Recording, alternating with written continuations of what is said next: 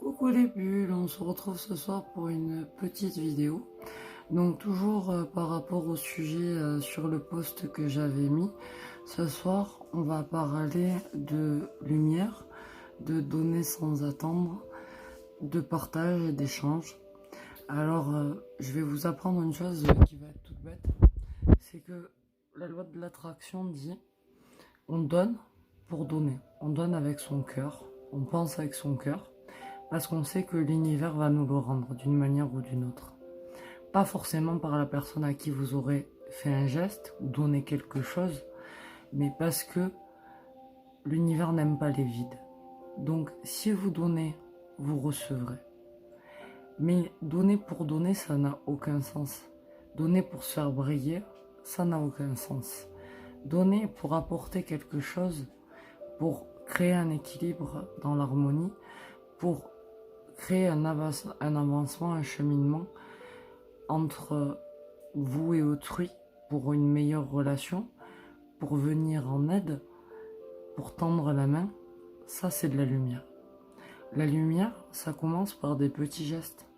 Ça peut être le fait de nourrir le chat du voisin un matin où le voisin n'a pas eu le temps.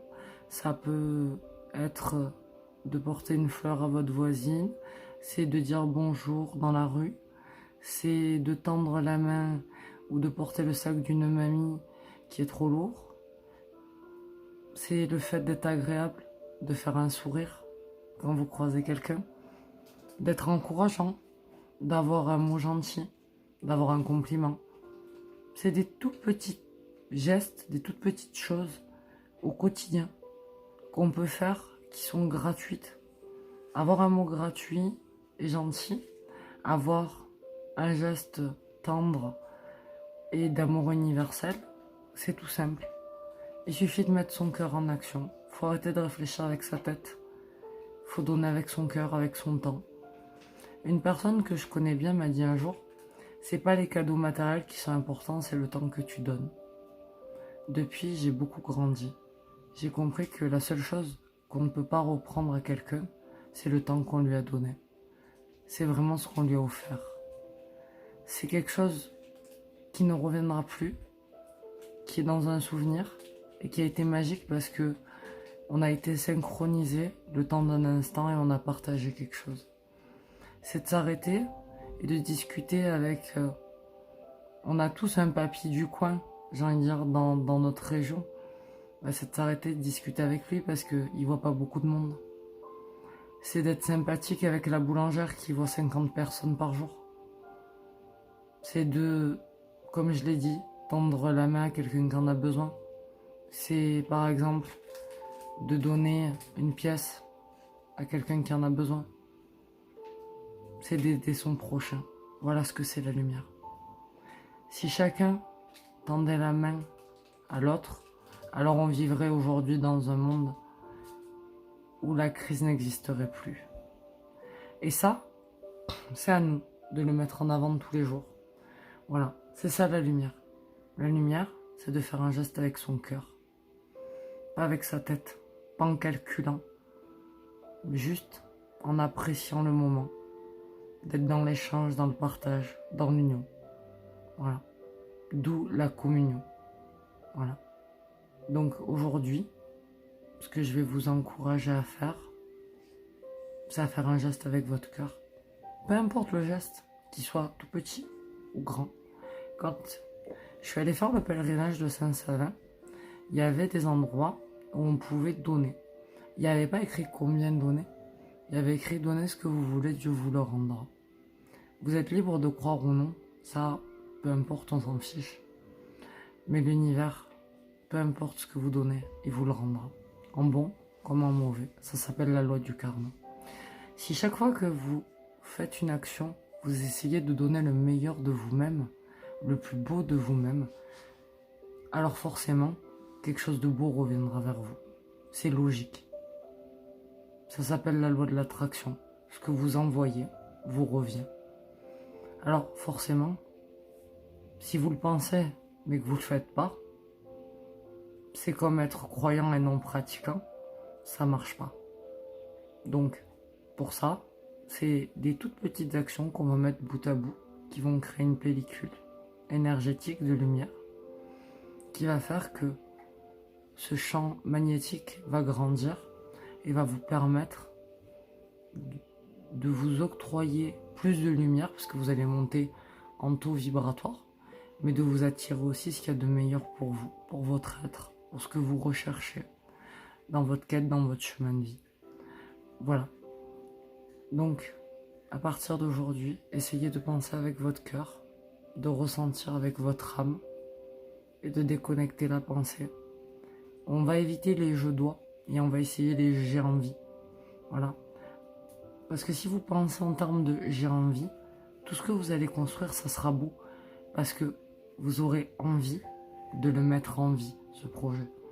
Alors que si c'est par obligation, parce que vous êtes quelque part contraint de le faire, ça ne donnera pas le résultat que vous y aurez mis si vous y mettez tout votre cœur. C'est pour ça que je dis toujours à mes clients quand ils viennent me voir en séance, quel est l'objectif que vous avez décidé avec votre cœur? Parce que c'est avec votre cœur que vous construisez votre vie, vos envies. Voilà. Mettez de l'âme dans ce que vous faites, même quand on cuisine. C'est ça aussi la méditation consciente.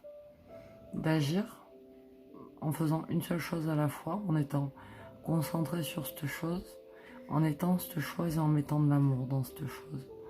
Par exemple, si il y a quelqu'un à qui vous pensez et que vous ne le voyez pas, et que vous ne pouvez pas le voir parce que vous êtes en confinement ou autre, pensez à lui avec des bonnes vibrations, pensez à lui avec amour, pensez à lui avec tendresse, et vous verrez que ça peut créer une boule de lumière que vous allez souffler dans l'air et lui envoyer avec tendresse et amour.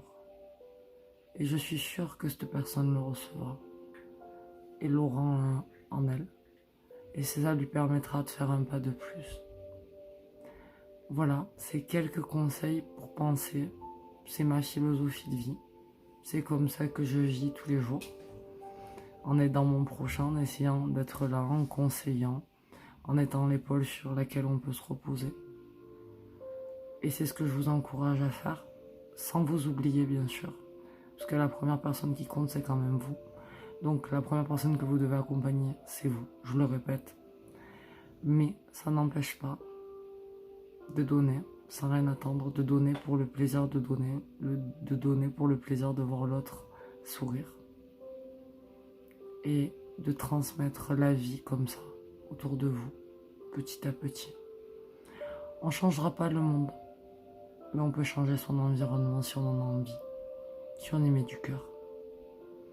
Alors, tout ce que vous pouvez faire, faites-le.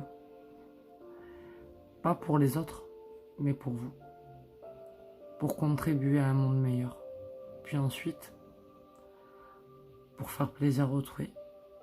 Et bien sûr, surtout, pour vous faire plaisir à vous. Construisez votre bulle d'amour. Une bulle où vous attirez le meilleur à vous, en donnant le meilleur de vous. Voilà, je vous souhaite en tout cas le meilleur et d'appliquer ces quelques conseils s'ils vous parlent.